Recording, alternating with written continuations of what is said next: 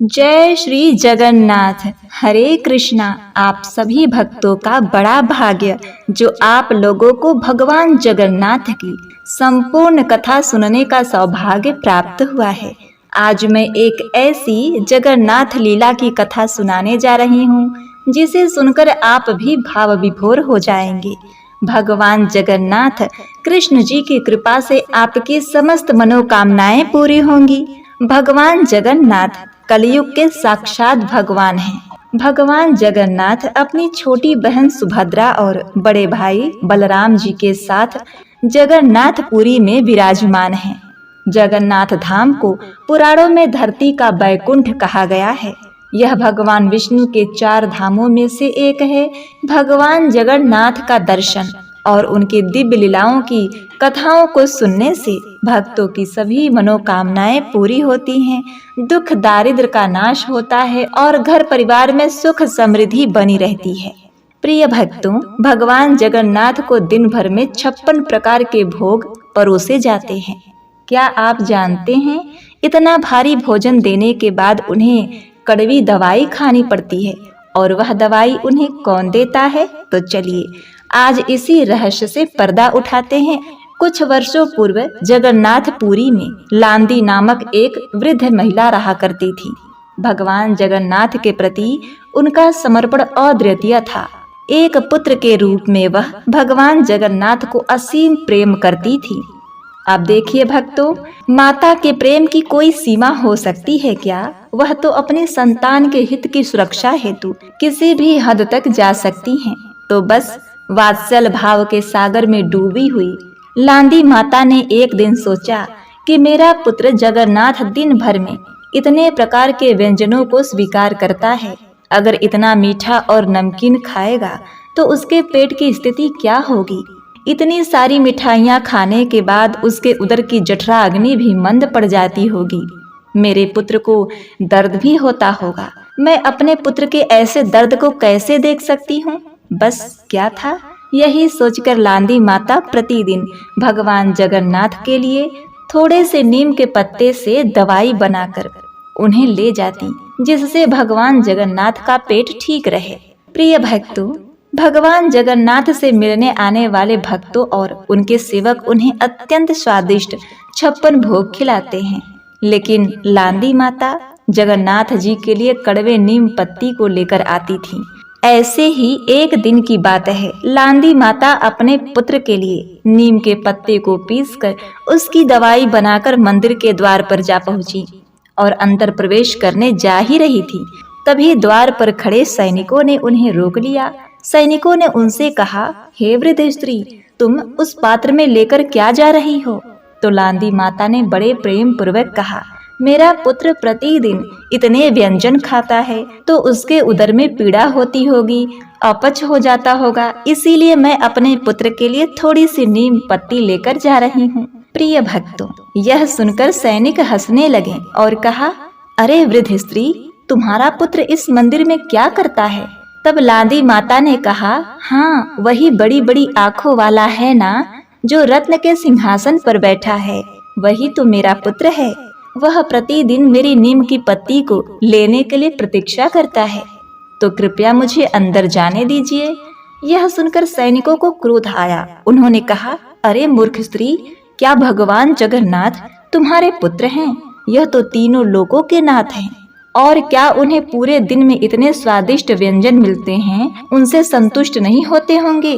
क्या तुम्हारे नीम के कड़वी दवाई लेने की वे प्रतीक्षा करेंगे?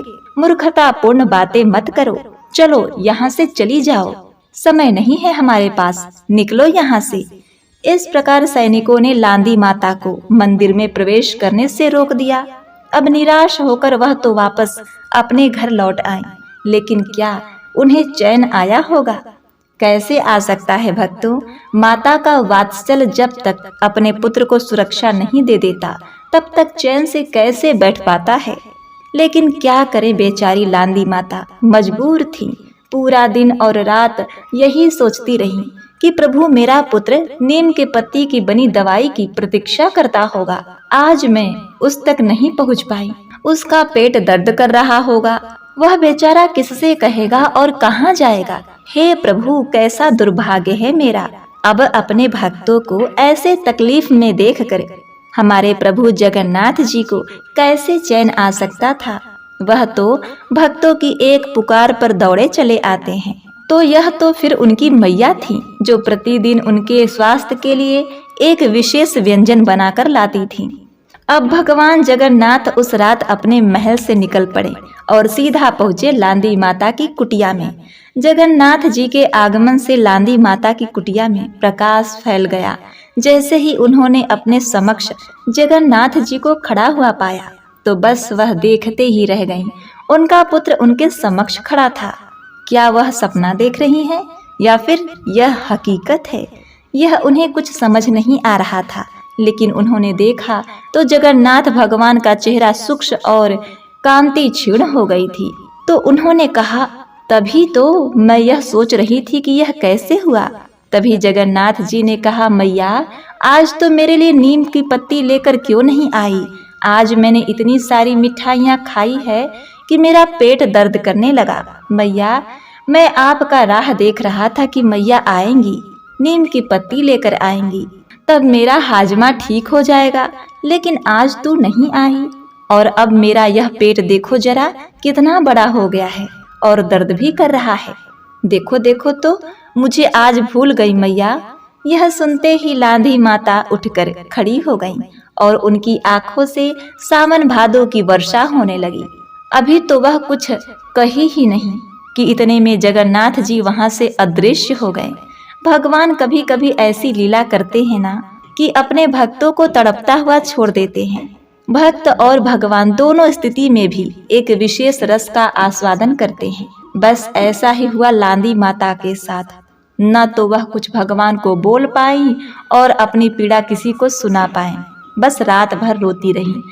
अब प्रिय भक्तों, देखिए हमारे जगन्नाथ जी उन्हें किस समय कहाँ आना है, उन्हें वह भली भांति ज्ञात होता है। तो लांदी माता से मिलकर वह सीधे चल पड़े राजा के महल में। राजा के पास स्वप्न में जाकर सीधे उन्होंने यही कहा, हे राजन, तुम यहाँ आराम से सो रहे हो और वहाँ मेरी मैया रो रही है। तो राजा को समझ नहीं आ रहा था कि वह जाग रहे हैं या स्वप्न देख रहे हैं। फिर भी वह सुनते रहे। जगन्नाथ जी ने आगे कहा, लांदी माता मुझे अपने पुत्र की तरह प्रेम करती हैं और मैं भी उन्हें अपनी माता मानता हूँ। प्रतिदिन मेरे लिए इतने प्रेम से नीम की पत्ती की बनाई हुई दवाई लाती हैं, लेकिन आज तुम्हारे सुरक्षा कर्मचारियों ने उन्हें अपमानित करके निकाल दिया है। उनके हाथ में जो दवाई का पात्र था उसे भी उन मूर्खों ने नीचे गिरा दिया। हे राजन, मैं इस अपराध को कभी क्षमा नहीं कर सकता। तुम कल सुबह उनके पास जाओ और नीम पत्ती से बने उस आहार को आदर पूर्वक मेरे पास लेकर आओ, तभी मेरा क्रोध शांत होगा। राजा अभी तो कुछ बोलने का प्रयास करे, उससे पहले जगन्नाथ जी अंतर ध्यान हो गए। उनका काम जो हो गया था। बस अगले दिन राजा स्वयं अपने मंत्रियों के साथ लांदी माता की कुटिया में गए। अपने घर में राजा और सैनिकों को देखकर बेचारी बूढ़ी माता घबरा गई। उन्होंने सोचा कि कल इन सैनिकों ने डांट दिया था, कहीं आज राजा दंड देने तो नहीं आया। उनको इस अवस्था में देखकर राजा ने कहा, हे माँ, घबराइए मत। कल मेरे सैनिकों ने आपके प्रति जो अपराध किया था उसके लिए मैं आपसे क्षमा मांगने आया हूँ। कृपया मुझे क्षमा करें। हमारे जगन्नाथ जी आपके हाथों से बनी हुई नीम की दवाई खाना चाहते हैं। आप कितनी सौभाग्यशाली हैं माता, जो भगवान जगन्नाथ जी आपको माता स्वीकार करते हैं और प्रतिदिन आपके दवाई की प्रतीक्षा करते हैं। तो चलिए माता, आज से यह स्थल पवित्र तीर्थ के रूप में जाना जाएगा और जब तक आप इस पृथ्वी पर रहेंगी तब तक आप स्वयं प्रतिदिन जगन्नाथ जी को यह भोग खिलाएंगी और आपके जाने के पश्चात ही आपके याद में यह भोग प्रतिदिन जगन्नाथ जी को अर्पित किया जाएगा। राजा के मुख से यह शब्द सुनकर लांदी माता की आंखों से आंसुओं की धारा बहने लगी। जल्दी से उन्होंने नीम की लेप बनाई और जगन्नाथ जी के पास जाकर बड़े ही प्रेम से अपने पुत्र को खिलाएं। बस तो यही रहस्य है कि उसी दिन से लेकर आज तक भगवान जगन्नाथ जी को प्रतिदिन 56 भोग अर्पित करने के बाद यह विशेष व्यंजन अर्पित किया जाता है। उसे अतीत भोग के नाम से जाना जाता है। लांदी माता को याद करते हुए आज भी हमारे भक्त वत्सल जगन्नाथ जी बड़े प्रेम से कड़वे भोग का भी आस्वादन करते हैं। तो ऐसे हैं हमारे प्रभु जगन्नाथ जी। तो प्रिय भक्तों, आइए अब सुनते हैं भगवान जगन्नाथ की संपूर्ण दुर्लभ कथा। एक बार भगवान श्री कृष्ण जी सो रहे थे और निद्रावस्था में उनके मुख से राधा जी का नाम निकला। पटरानियों को लगा कि वह प्रभु की इतनी सेवा करती हैं, परंतु प्रभु सबसे ज्यादा राधा जी का ही स्मरण करते हैं। रुक्मणी जी एवं अन्य रानियों ने रोहिणी जी से राधा रानी व श्री कृष्ण के प्रेम व ब्रज लीलाओं का वर्णन करने की प्रार्थना की। माता ने कथा सुनाने की हामी तो भर दी, लेकिन यह भी कहा कि श्री कृष्ण व बलराम को इसकी भनक न मिले। तय हुआ कि सभी रानियों को रोहिणी जी एक गुप्त स्थान पर कथा सुनाएंगी, वहां कोई और न आए। इसके लिए सुभद्रा जी को पहरा देने के लिए मना लिया गया। सुभद्रा जी को आदेश हुआ कि स्वयं श्री कृष्ण या बलराम भी आएं, तो उन्हें भी अंदर न आने देना। प्रिय भक्तों, माता ने कथा सुनानी आरंभ कर दी। सुभद्रा द्वार पर तैनात थी। थोड़ी देर में श्री कृष्ण जी और बलराम वहां आ पहुँचे।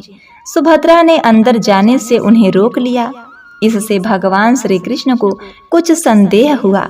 वह बाहर से ही अपनी सूक्ष्म शक्ति द्वारा अंदर की माता द्वारा वर्णित व्रज लीलाओं को आनंद लेकर सुनने लगे। बलराम जी भी कथा का आनंद लेने लगे। कथा सुनते सुनते श्री कृष्ण, बलराम व सुभद्रा के हृदय में व्रज के प्रति अद्भुत प्रेम भाव उत्पन्न हुआ। उस भाव में उनके पैर हाथ सिकुड़ने लगे जैसे बाल्यकाल में थे। तीनों राधा जी की कथा में ऐसे विभोर हुए कि मूर्ति के समान जड़ प्रतीत होने लगे। बड़े ध्यान पूर्वक देखने पर भी उनके हाथ पैर दिखाई नहीं देते थे। लंबा रूप धारण कर लिया। उसी समय देव मुनि नारद वहां आ पहुँचे। भगवान के इस रूप को देखकर आश्चर्यचकित हो गए और निहारते रहे। कुछ समय बाद जब तंद्रा भंग हुई तो नारद जी ने प्रणाम करके भगवान श्री कृष्ण जी से कहा, हे प्रभु, मेरी इच्छा है कि मैंने आज जो रूप देखा है वह रूप आपके भक्त जनों को पृथ्वी लोक पर चिरकाल तक देखने को मिले। आप इस रूप में पृथ्वी पर वास करें। भगवान श्री कृष्ण नारद जी की बात से प्रसन्न हुए। उन्होंने कहा कि ऐसा ही होगा। कलयुग में मैं इसी रूप में नीलांचल क्षेत्र में अपना स्वरूप प्रकट करूंगा। कलयुग आगमन के उपरांत प्रभु की प्रेरणा से मालव राज इंद्रद्युम्न ने भगवान श्री कृष्ण, बलभद्र जी और बहन सुभद्रा जी की ऐसी ही प्रतिमा जगन्नाथ मंदिर में स्थापित कराई। यह रोचक कथा इस प्रकार है। राजा इंद्रद्युम्न श्रेष्ठ प्रजा पालक राजा थे। प्रजा उन्हें बहुत प्रेम करती थी। प्रजा सुखी और संतुष्ट थी। राजा के मन में इच्छा थी कि बस कुछ ऐसा करें जिससे उन्हें सभी स्मरण रखें। दैव योग से इंद्रद्युम्न के मन में एक अज्ञात कामना प्रकट हुई कि वह ऐसा मंदिर का निर्माण कराएं जैसा संसार में कहीं और न हो। इंद्रद्युम्न विचार करने लगे कि आखिर उनके मंदिर में किस देवता की मूर्ति स्थापित करें। राजा के मन में यही इच्छा और चिंतन चलने लगा। एक रात इसी पर गंभीर चिंतन करते वे सो गए। नींद में राजा ने एक सपना देखा। सपने में उन्हें एक देववाणी सुनाई पड़ी। इंद्रद्युम्न ने सुना, राजा, तुम पहले नए मंदिर का निर्माण आरंभ करो। मूर्ति विग्रह की चिंता छोड़ दो। उचित समय आने पर तुम्हें स्वयं राह दिखाई पड़ेगी। राजा नींद से जाग उठे। सुबह होते ही उन्होंने अपने मंत्रियों को अपने सपने की बात बताई। राज पुरोहित के सुझाव पर शुभ मुहूर्त में पूर्वी समुद्र तट पर एक विशाल मंदिर के निर्माण का निश्चय हुआ। वैदिक मंत्रोच्चारण के साथ मंदिर निर्माण का श्री गणेश हुआ। राजा इंद्रद्युम्न के मंदिर बनवाने की सूचना शिल्पियों और कारीगरों को हुई। सभी इसमें योगदान देने पहुंचे। दिन रात मंदिर के निर्माण में जुट गए। कुछ ही वर्षों में मंदिर बनकर तैयार हुआ। सागर तट पर एक विशाल मंदिर का निर्माण तो हो गया, परंतु मंदिर के भीतर भगवान की मूर्ति की समस्या जस की तस थी। राजा फिर से चिंतित होने लगे। एक दिन मंदिर के गर्भगृह में बैठकर इसी चिंतन में बैठे राजा की आंखों से आंसू निकल आए। राजा ने भगवान से विनती की, प्रभु, आपके किस स्वरूप को इस मंदिर में स्थापित करूं? इसकी चिंता से मैं व्यग्र हूं। मार्ग दिखाइए प्रभु। आपने स्वप्न में जो संकेत दिया था उसे पूरा होने का समय कब आएगा? देव विग्रह विहीन मंदिर देख सभी मुझ पर हंसेंगे। राजा की आंखों से आंसू झरझर बह रहे थे और वह प्रभु से प्रार्थना कर रहे थे, हे प्रभु, आपके आशीर्वाद से मेरा बड़ा सम्मान है। प्रजा समझेगी कि मैंने झूठ मूठ में स्वप्न में आपके आदेश की बात कहकर इतना बड़ा श्रम कराया। हे प्रभु, मार्ग दिखाइए। राजा दुखी मन से अपने महल में चले गए। उस रात को राजा ने फिर एक सपना देखा। सपने में उन्हें देववाणी सुनाई दी। देववाणी यह थी, हे राजन, यहाँ निकट में ही भगवान श्री कृष्ण का विग्रह रूप है। तुम उन्हें खोजने का प्रयास करो, तुम्हें दर्शन मिलेंगे। इंद्रद्युम्न ने स्वप्न की बात पुनः पुरोहित और मंत्रियों को बताई। सभी यह निष्कर्ष पर पहुंचे कि प्रभु की कृपा सहज प्राप्त नहीं होगी। उसके लिए हमें निर्मल मन से परिश्रम आरंभ करना होगा। प्रिय भक्तों, भगवान के विग्रह का पता लगाने की जिम्मेदारी राजा इंद्रद्युम्न ने 4 विद्वान पंडितों को सौंप दिया। प्रभु इच्छा से प्रेरित होकर चारों विद्वान 4 दिशाओं में निकले। उन चारों में से एक विद्वान थे विद्यापति। वह चारों में से सबसे कम उम्र के थे। प्रभु के विग्रह की खोज के दौरान उनके साथ बहुत से अलौकिक घटनाएं हुईं। तो पंडित विद्यापति पूर्व दिशा की ओर चले। कुछ आगे चलने के बाद पंडित विद्यापति उत्तर की ओर मुड़े तो उन्हें एक जंगल दिखाई दिया। वह भयानक था। विद्यापति श्री कृष्ण के उपासक थे। उन्होंने श्री कृष्ण का स्मरण किया और राह दिखाने की प्रार्थना की। भगवान श्री कृष्ण की प्रेरणा से उन्हें राह दिखने लगी। प्रभु का नाम लेते वह वन में चले जा रहे थे। जंगल के मध्य उन्हें एक पर्वत दिखाई दिया। पर्वत के वृक्षों से संगीत की ध्वनि या सुरंग गीत सुनाई पड़ रही थी। विद्यापति संगीत के जानकार थे। उन्हें वहां मृदंग, बंसी और करताल की मिश्रित ध्वनि सुनाई दे रही थी। यह संगीत उन्हें दिव्य लगा। संगीत की लहरियों को खोजते हुए विद्यापति आगे बढ़े। वह जल्दी ही पहाड़ी की चोटी पर पहुंच गए। पहाड़ के दूसरी ओर उन्हें एक सुंदर घाटी दिखाई पड़ी जहां भील नृत्य कर रहे थे। विद्यापति उस दृश्य को देखकर मंत्रमुग्ध थे। सफर के कारण थके थे, पर संगीत से थकान मिट गई और उन्हें नींद आने लगी। अचानक एक बाघ की गर्जना सुनकर विद्यापति घबरा उठे। बाघ उनकी ओर दौड़ रहा था। बाघ को देखकर विद्यापति घबरा गए और वहीं अचेत होकर गिर पड़े। बाघ विद्यापति पर आक्रमण करने ही वाला था कि तभी एक स्त्री ने बाघ को पुकारा, ओ बाघ। उस आवाज को सुनकर बाघ मौन खड़ा हो गया। स्त्री ने उसे लौटने का आदेश दिया तो बाघ लौट पड़ा। बाघ उस स्त्री के पैरों के पास ऐसे लौटने लगा जैसे कोई बिल्ली पुचकार सुनकर खेलने लगती है। युवती बाघ की पीठ को प्यार से थपथपाने लगी और बाघ स्नेह से वहां लौटता रहा। वह स्त्री वहां मौजूद स्त्रियों में सर्वाधिक सुंदर थी। वह भीलों के राजा विश्वावसु की इकलौती पुत्री ललिता थी। ललिता ने अपनी सेविकाओं को अचेत विद्यापति की देखभाल के लिए भेजा। सेविकाओं ने झरने से जल लेकर विद्यापति पर छिड़का। कुछ ही देर बाद विद्यापति की चेतना लौट आई। उन्हें जल पिलाया गया। विद्यापति यह सब देखकर कुछ आश्चर्य में पड़ गए। ललिता विद्यापति के पास गई और पूछा, आप कौन हैं और भयानक जानवरों से भरे इस जंगल में आप कैसे पहुँचे? आपके आने का प्रयोजन बताइए ताकि मैं आपकी सहायता कर सकूं। विद्यापति के मन से बाघ का भय पूरी तरह गया नहीं था।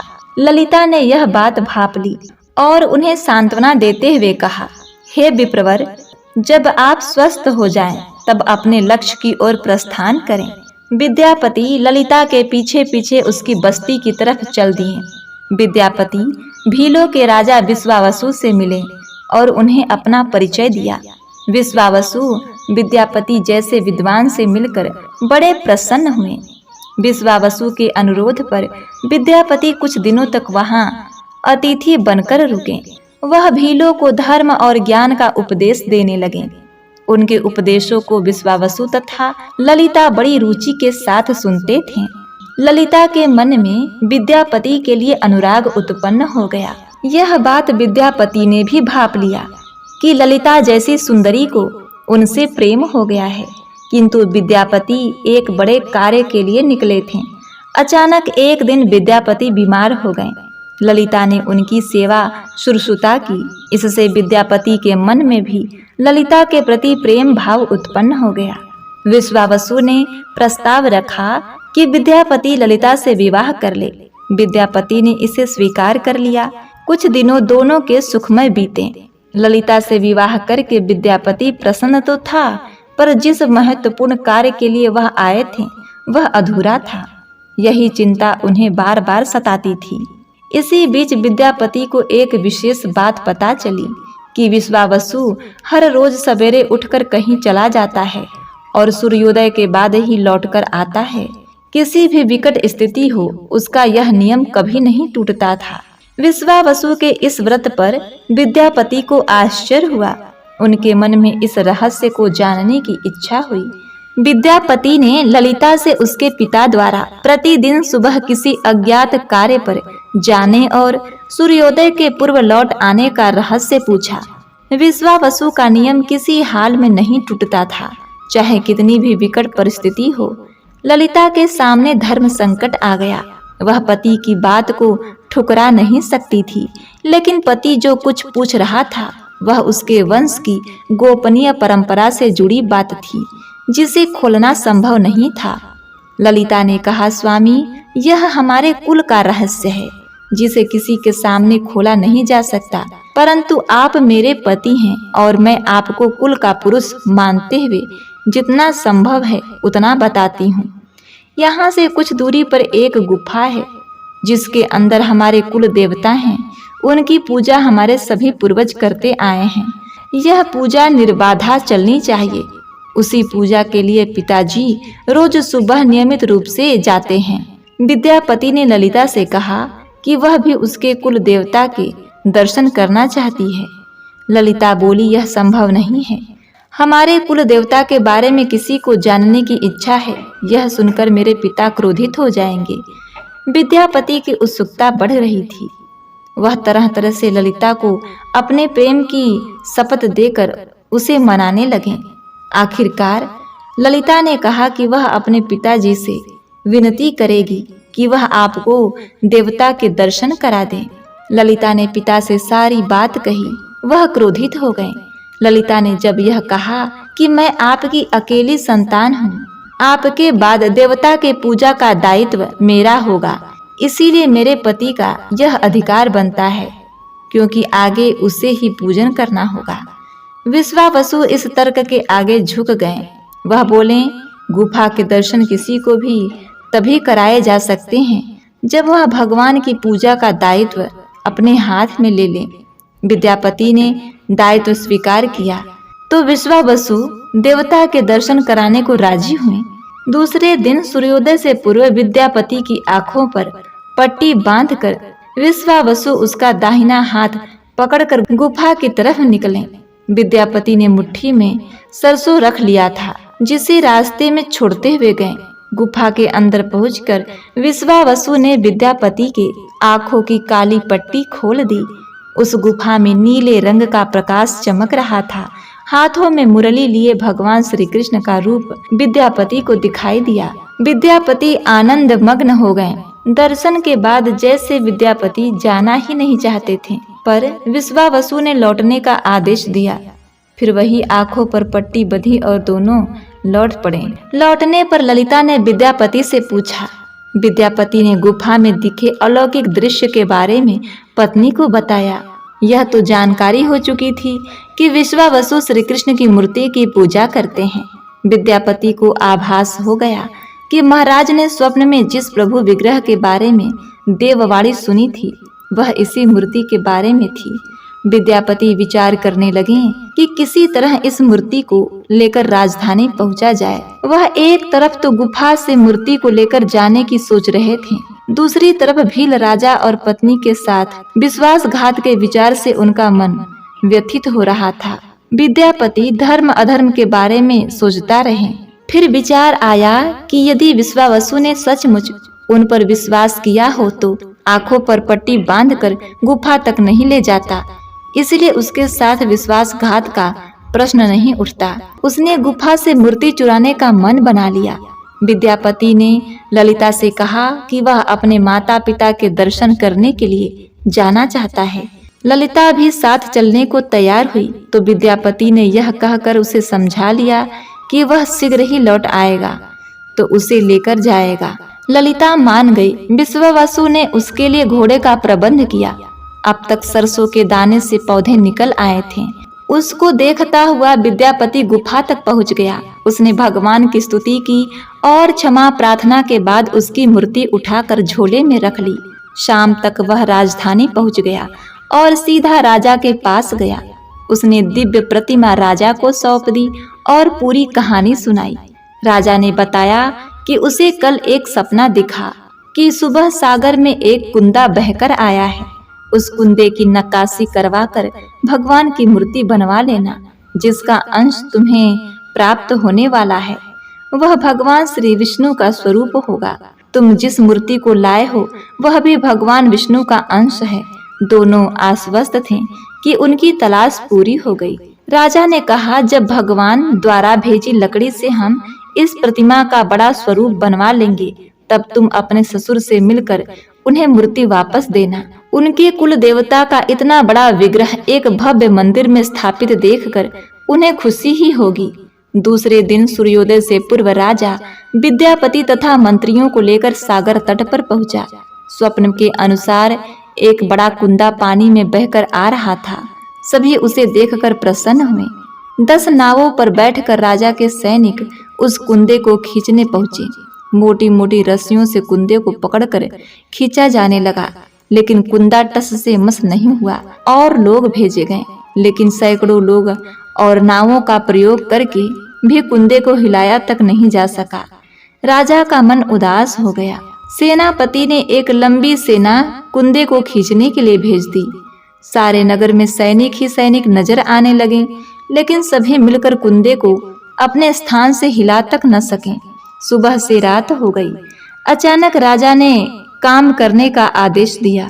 उसने विद्यापति को अकेले में ले जाकर कहा कि वह समस्या का कारण जान गया है।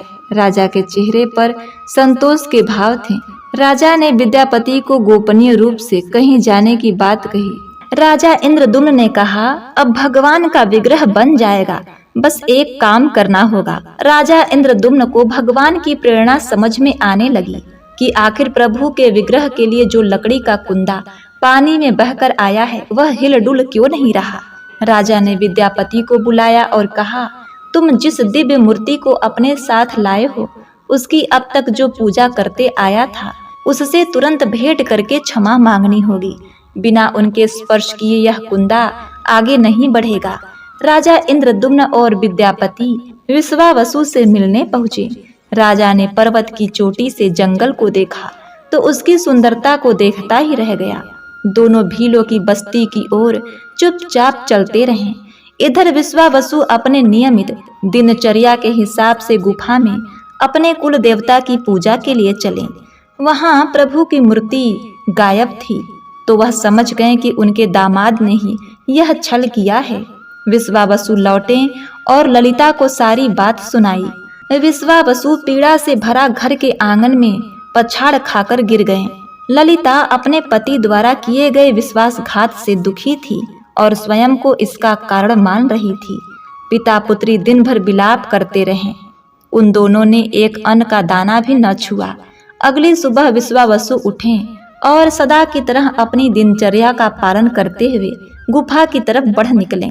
वह जानते थे कि प्रभु का विग्रह वहां नहीं है, फिर भी उनके पैर गुफा की ओर खींचे चले गए।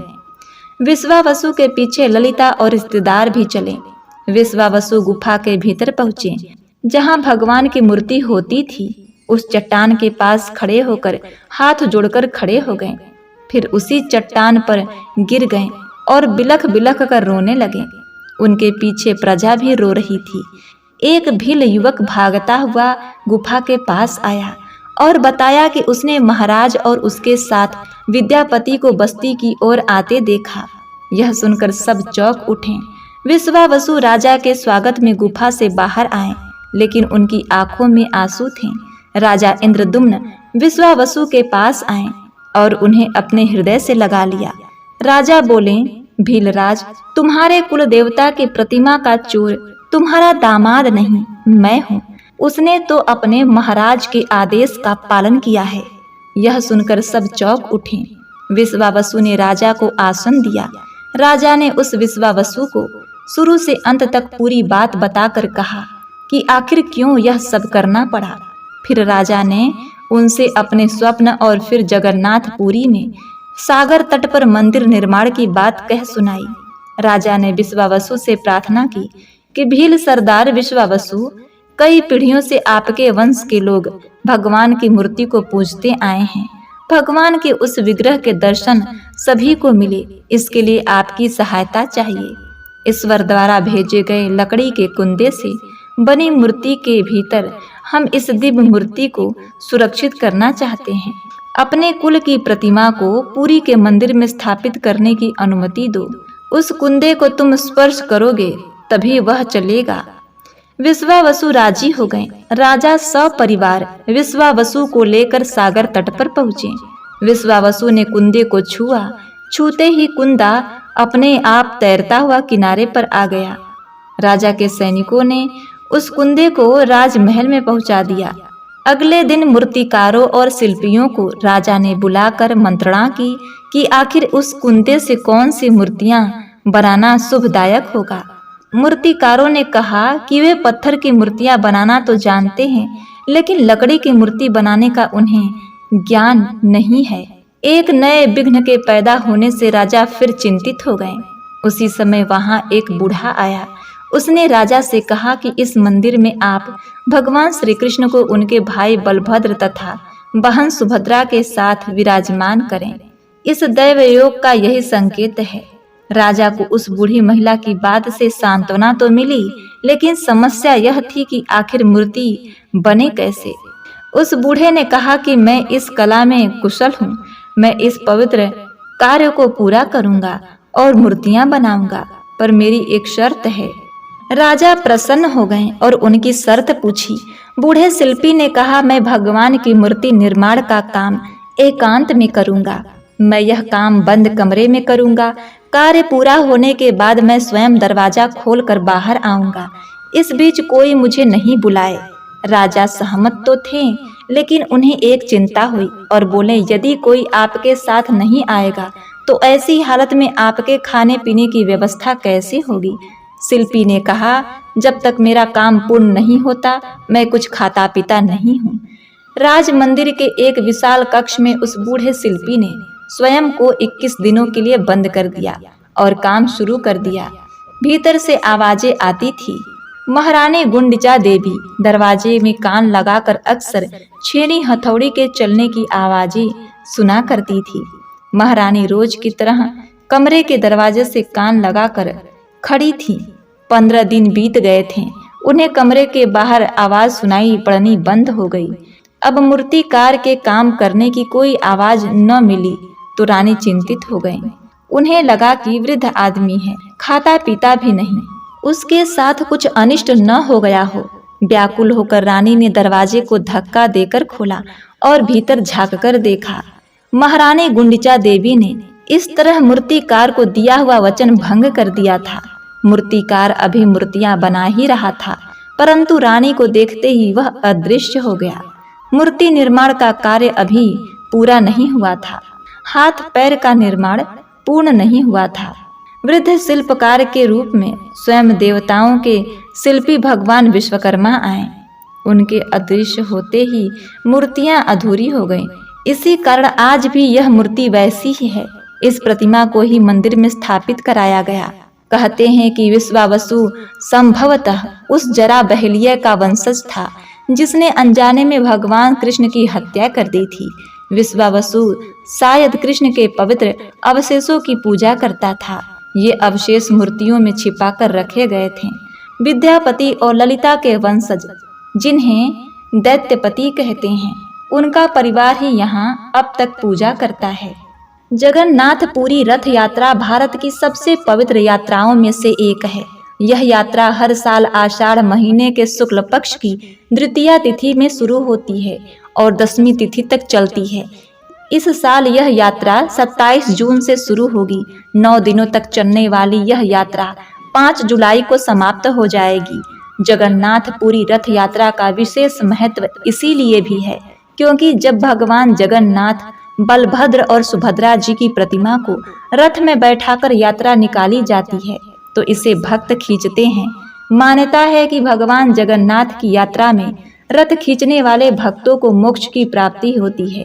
आप भी अगर इस साल भगवान जगन्नाथ जी का रथ खींचना चाहते हैं, उनके कथाओं को सुनना चाहते हैं, तो हमारे इस चैनल से जुड़ जाइए।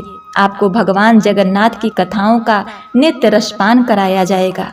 तो प्रिय भक्तों, स्कंद पुराण के अनुसार इस कथा को कहते सुनते हुंकारा भरते सभी भक्तों का कल्याण अवश्य होता है और उनके दर्शन करने से मोक्ष की प्राप्ति होती है। तो प्रिय भक्तों, यह थी भगवान जगन्नाथ की संपूर्ण दिव्यमयी कथा। प्रेम से बोलिए ओम नमो भगवते वासुदेवाय नमः। जय श्री कृष्ण। प्रिय भक्तों, उम्मीद है आपको यह कथा अत्यंत ही पसंद आई होगी। यदि आपने अभी तक हमारे चैनल को सब्सक्राइब नहीं किया है तो कृपया चैनल को सब्सक्राइब करें और बेल बटन को अवश्य दबाएं ताकि हमारे आने वाले नए वीडियो की जानकारी आप तक सबसे पहले पहुंचे और आप उनका लाभ उठाएं। भगवान जगन्नाथ की कृपा से आपका जीवन सुखी और मंगलमय हो। इसी कामना के साथ आपसे विदा लेते हैं। मिलते हैं नेक्स्ट वीडियो में। तब तक के लिए नमस्कार।